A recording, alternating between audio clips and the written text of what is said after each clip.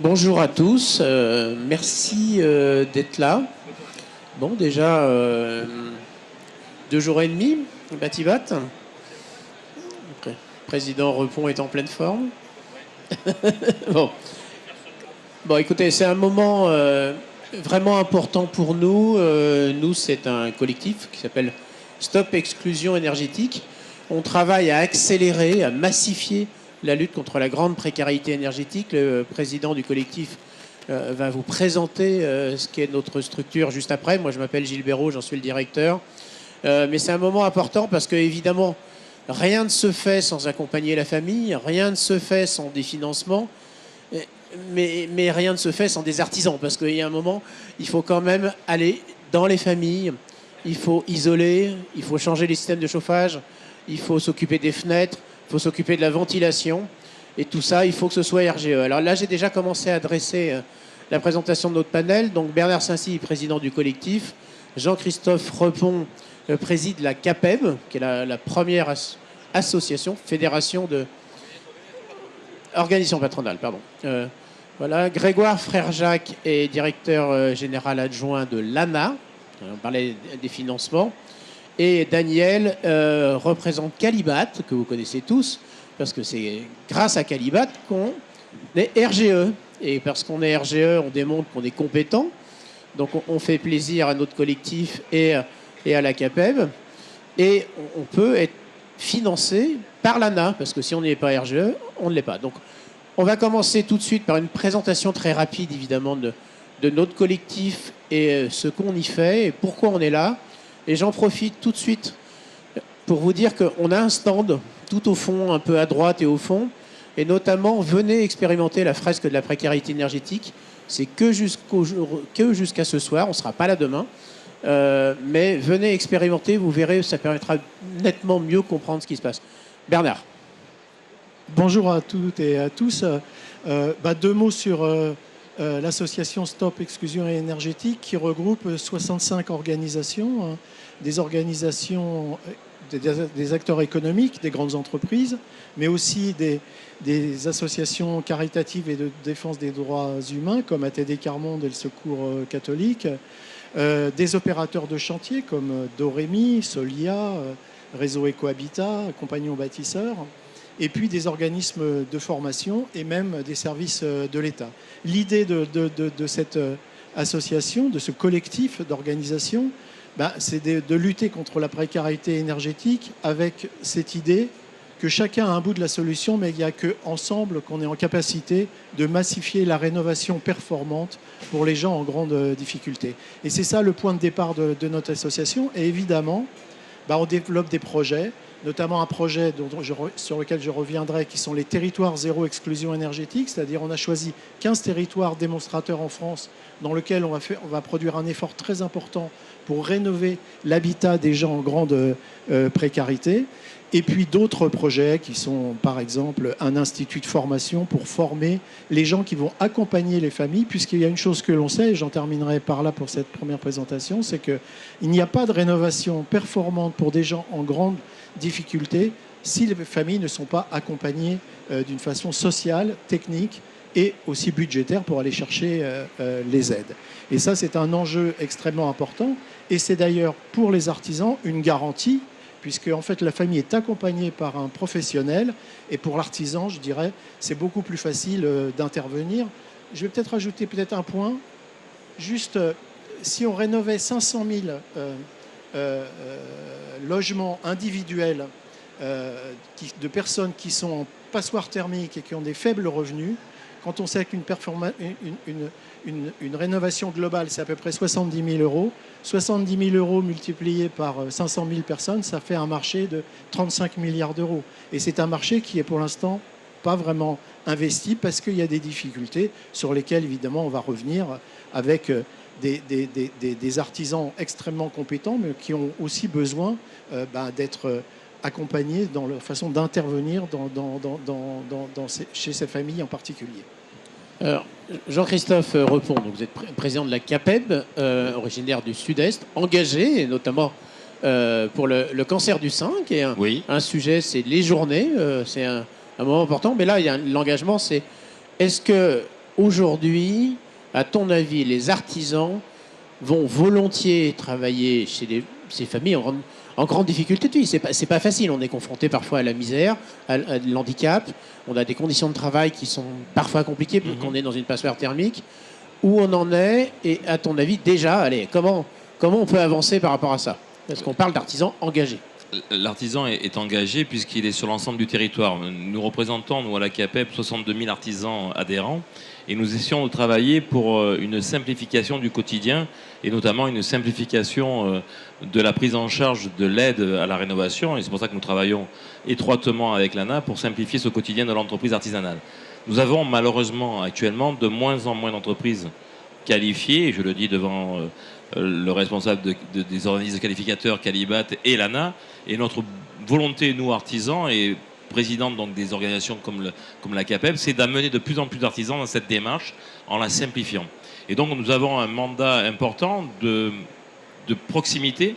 L'artisan est en ruralité, en proximité, il connaît bien ses familles, il a je dirais, pignon sur rue, il n'est pas délocalisé, il est là récurrent, il travaille de famille en famille, et donc il a besoin d'être présent. Et je pense que notre mission citoyenne d'artisanat, elle est de répondre à cette exclusion énergétique. Alors, nous avons d'autres chantiers de simplification, d'autres chantiers d'accès au RGE que nous menons par ailleurs, mais je pense que il est cohérent pour la CAPEB et les artisans d'être présents auprès de vous, de vous accompagner au mieux et de continuer le travail auprès de l'ANA et de Calibat pour que et le RGE, le reconnu garant de l'environnement, soit simplifié et que du coup, ces dossiers d'aide en précarité ou très précaire en situation de difficulté de passoire énergétique soient aussi résolus. Et je pense que c'est une mission de l'artisanat que d'être présent dans ce défi.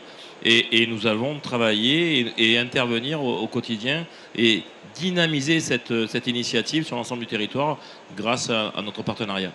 Mais est-ce que les artisans sont inquiets? Parce qu'il y a une inquiétude qu'a tout entrepreneur, quel qu'il soit, c'est d'être payé.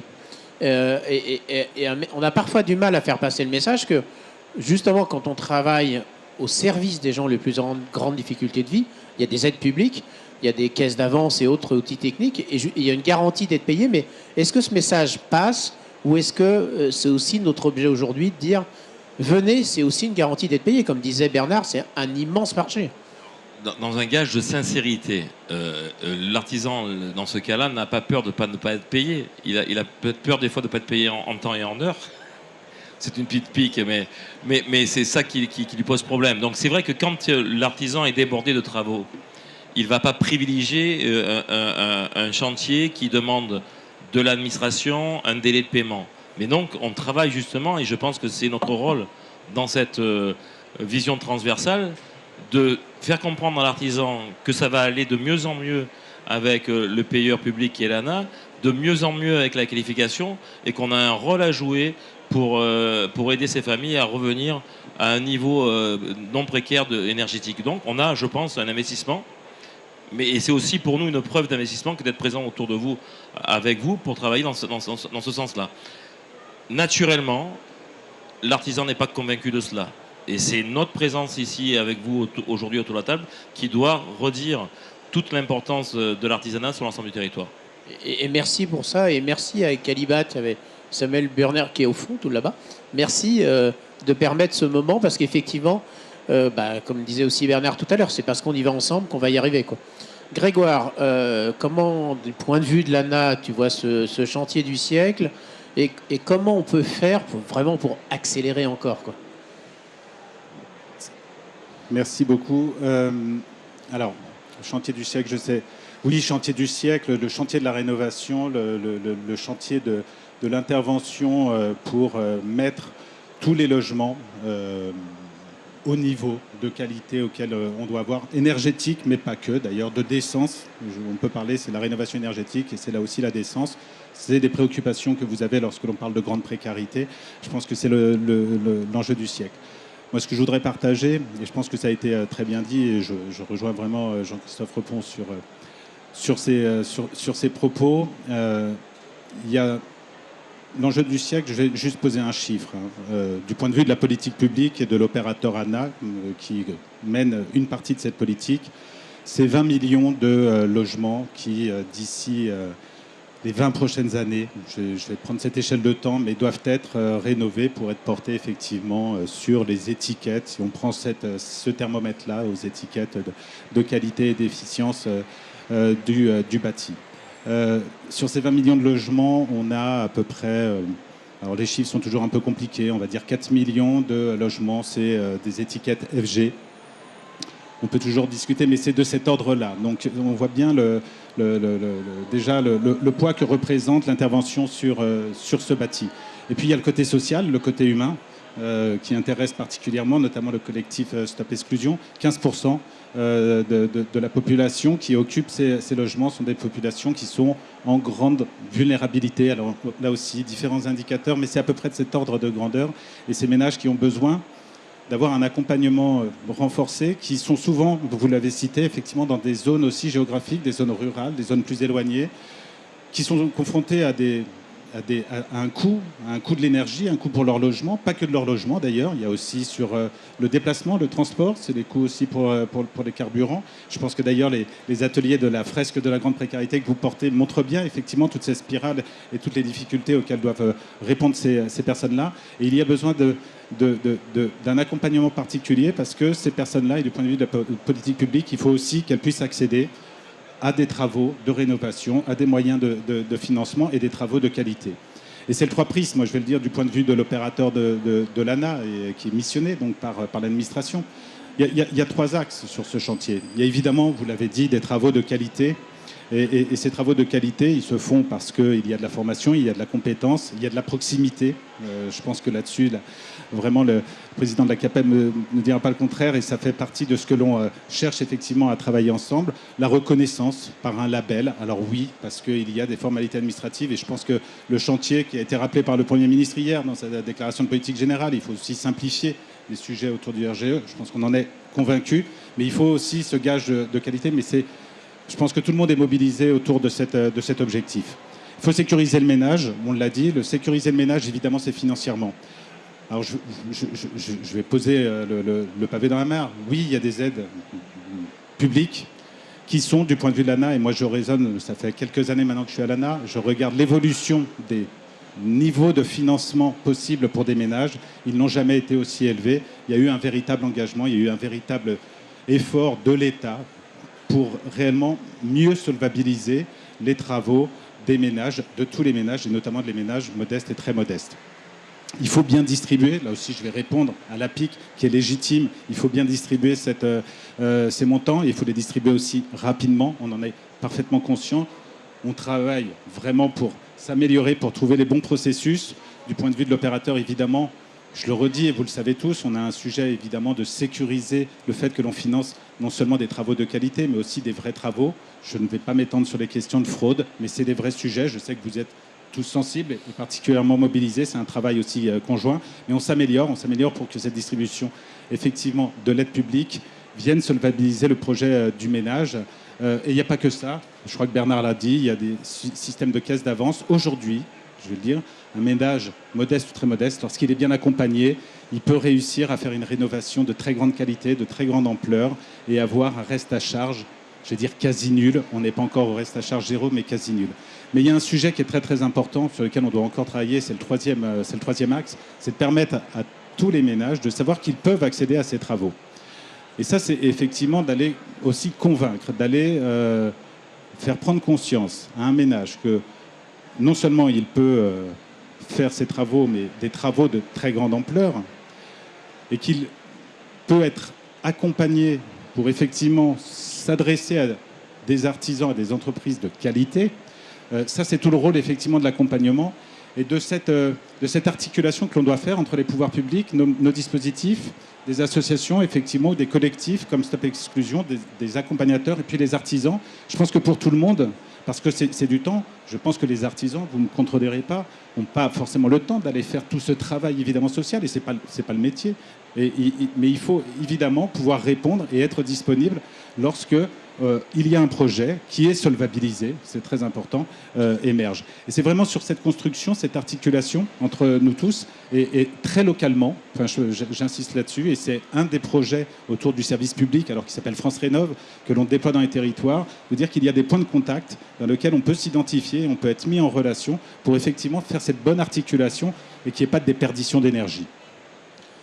Merci. Alors, on parle qualité parce qu'effectivement, quand on est en très grande difficulté de vie, qu'on est face à de l'handicap, des enfants malades, etc., on a besoin de qualité. Donc, peut-être un rappel quand même sur ce qu'est le RGE, parce que tout le monde parle du RGE, et je ne parle pas seulement de définir l'acronyme, mais au-delà, et comment on devient un RGE, et effectivement, ce qu'on entend de plus en plus. Il y a des chaises, hein, si vous voulez... vous entrez, vous sortez, vous faites comme vous voulez. Comment on devient RGE et est-ce qu'effectivement on manque, nous on a l'impression sur le terrain de manquer, d'avoir des difficultés parfois à convaincre des artisans. Où en est-on concrètement? Micro à côté, voilà. Bonjour à toutes et à tous. Donc Daniel Jacquemot, je suis le directeur de la politique technique de Calibat.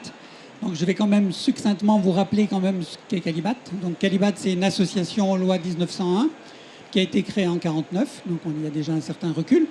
Donc Calibat, on a une représentation locale nous aussi, donc il y a 35 agences Calibat. Donc vous avez localement, les artisans peuvent trouver dans 35 agences des correspondants Calibat. Donc on a 160 collaborateurs. À Calibat, il y a quand même 52 000 entreprises qui sont qualifiées. Sur ces 52 000, il y en a 40 000 qui sont RGE. Donc j'expliquerai un tout petit peu après succinctement comment on devient RGE. Donc les qualifications Calibat et la mention RGE, ce n'est pas attribué par des permanents Calibat, mais c'est attribué en fait par des commissions qui attribuent ou qui n'attribuent pas, ou qui renouvellent pas les qualifications Calibat.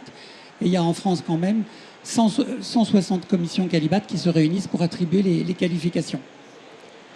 Donc c'est sûr que pour les personnes qui sont en grande précarité, il faut incontestablement, il ne manquerait plus que ça d'ailleurs, que les travaux soient mal faits.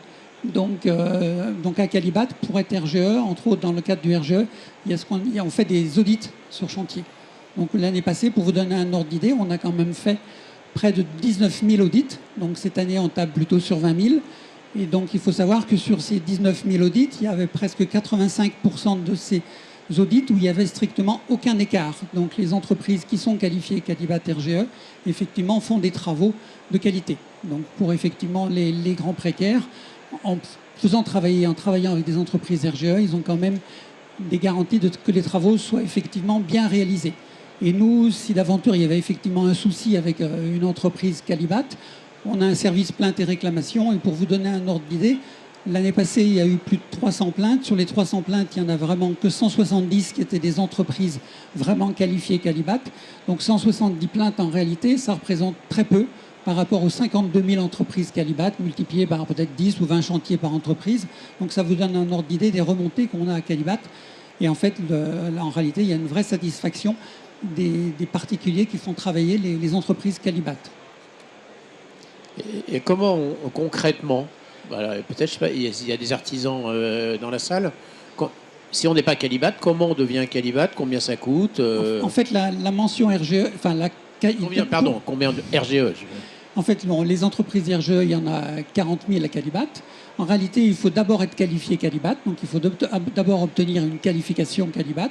Donc, des qualifications à Calibat, il y en a 336. Donc, il y a quand même assez de choix. En fait, il y a quand même sur les 336 plusieurs niveaux de technicité. Donc, on peut avoir en charpente, en maçonnerie, des différents niveaux de technicité et de qualification. Mais donc, il faut d'abord être qualifié Calibat et après, il y a la mention RGE. Donc, c'est effectivement, comme il a été dit, il y a des éléments administratifs qui sont demandés aux entreprises et puis il y a aussi et essentiellement des éléments techniques. Depuis, on a mis en place la possibilité pour réussir à aller chercher nous-mêmes les éléments administratifs. Il y a beaucoup d'éléments administratifs que l'on peut nous-mêmes récupérer sans le demander aux entreprises. Et surtout aussi, pour simplifier, pour que ce soit beaucoup plus facile pour les entreprises, on a mis en place une dématérialisation totale de l'accès pour les entreprises. Donc le dossier de première demande, le dossier de révision, le questionnaire de suivi annuel, tout est maintenant dématérialisé à Calibat. Jean-Christophe répond. C'est compliqué, non, quand même. Alors, quand on n'est pas spécialiste. Non, mais Daniel est très clair dans sa présentation. Moi, je regarde juste les têtes des gens qui nous écoutent et qui, à chaque fois, font comme ça. Je vois qu'on me parle de Qualibat et de la capacité de rentrer dans cette démarche. Oui, c'est complexe. Oui, c'est complexe. C'est un garant de sécurité pour le particulier. Mais je pense qu'on peut encore accélérer la simplification, puisqu'on voit bien que 40 000 entreprises qui puissent faire le chantier de la rénovation énergétique, qu'on a qualifié tout à l'heure de défi historique, ça ne nous paraît pas suffisant. Et quand on sait qu'on a sur le sol français à peu près 620 000 entreprises artisanales, vous avez un petit delta qui, pour moi, me heurte. Et je pense que sur les 620 000 entreprises artisanales, il n'y en a pas que 40 000 de compétentes.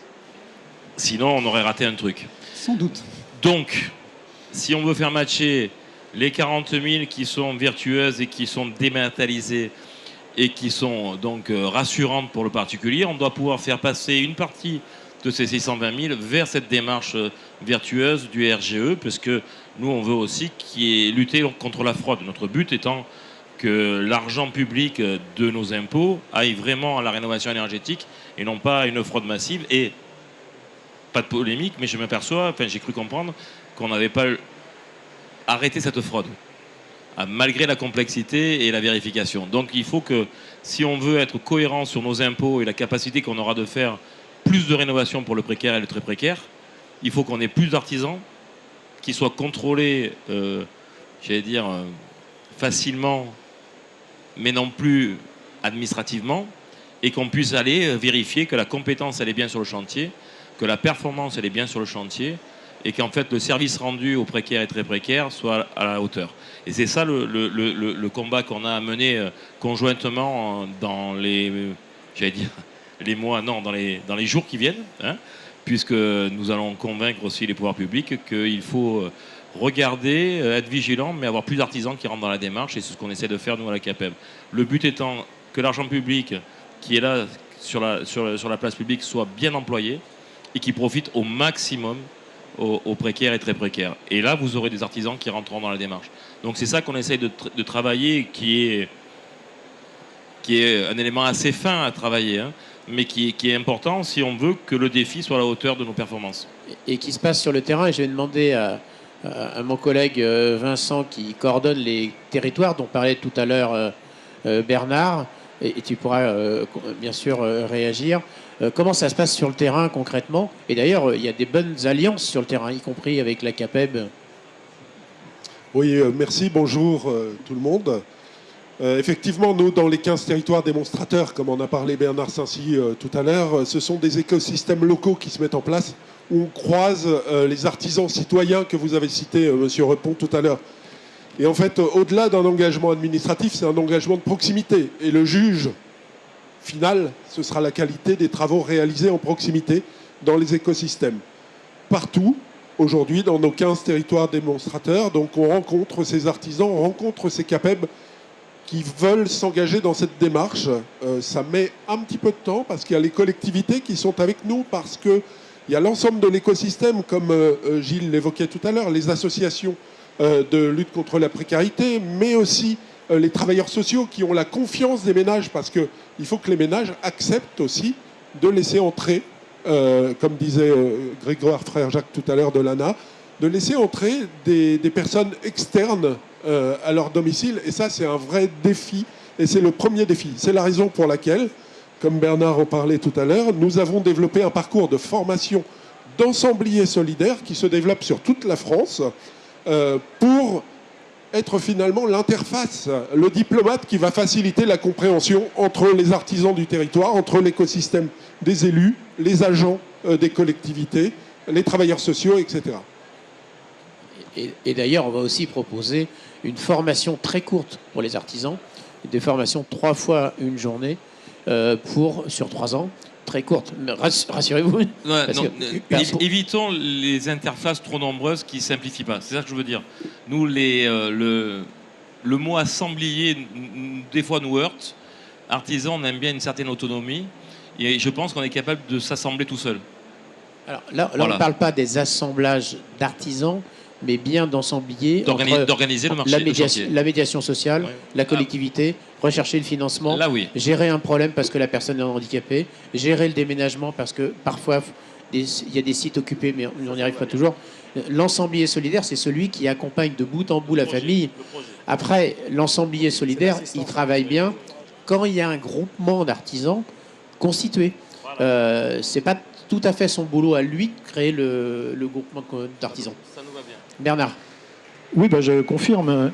C'est en fait une assistance à maîtrise d'ouvrage sur l'ensemble du projet avec un ensemblier solidaire social et économique, évidemment, puisqu'on parle de chantier du siècle, mais moi j'insiste beaucoup sur le fait que c'est un chantier social du siècle, c'est-à-dire que c'est considérable le travail qu'il y a à faire.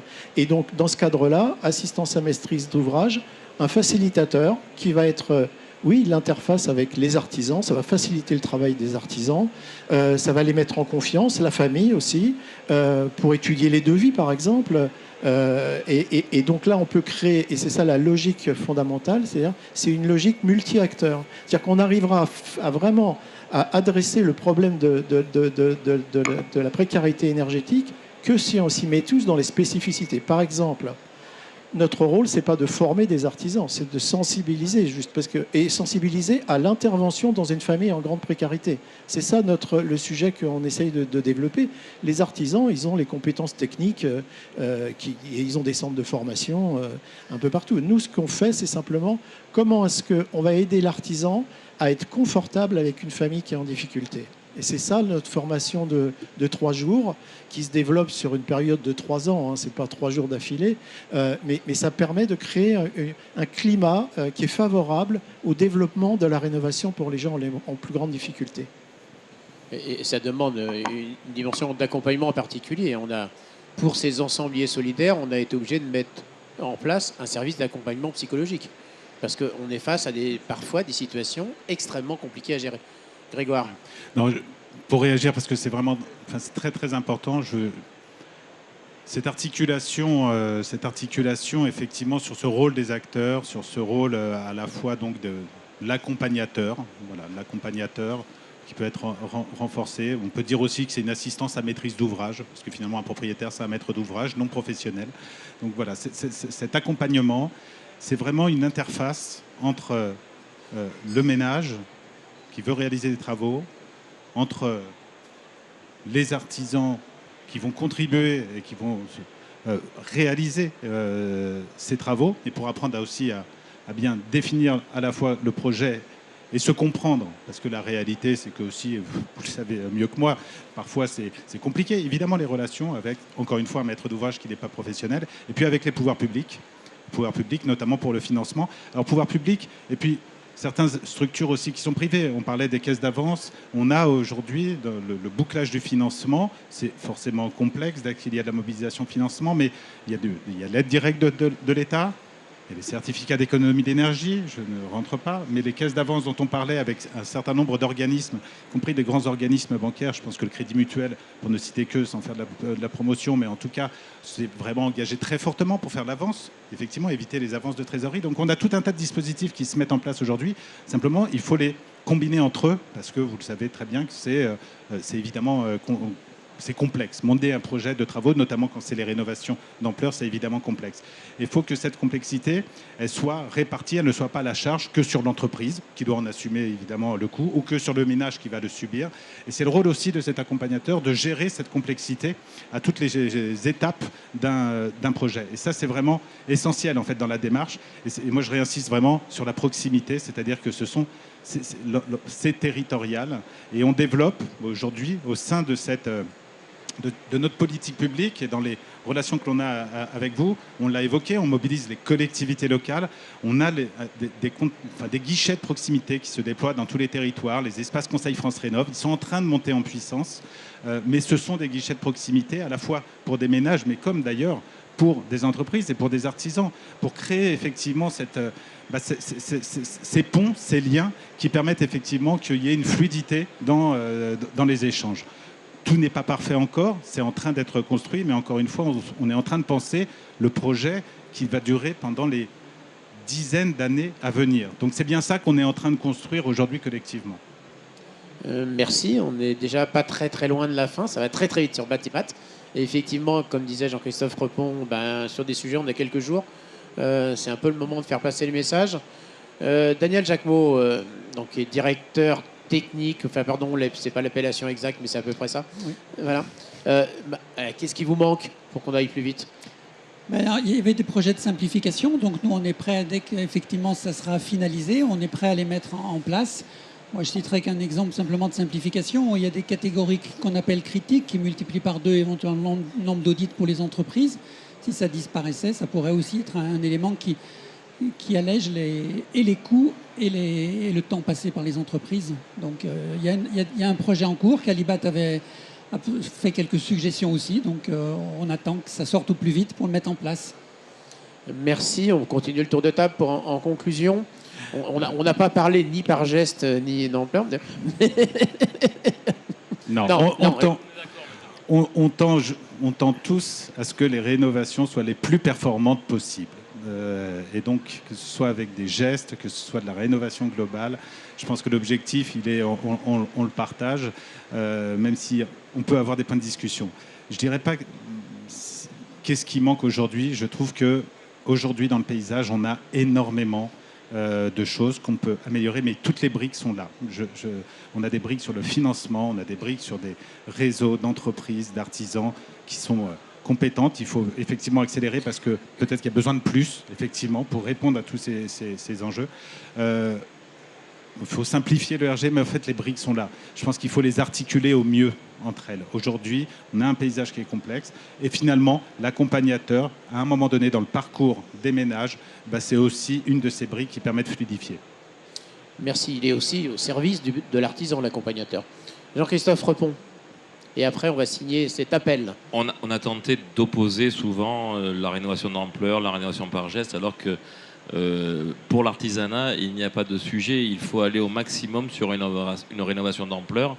Maintenant, le marché, souvent, ne permet pas d'y accéder. Et donc, il ne faut pas interdire le premier geste qui permet d'aller dans cette démarche. Sur l'exclusion énergétique, sur la précarité, c'est différent.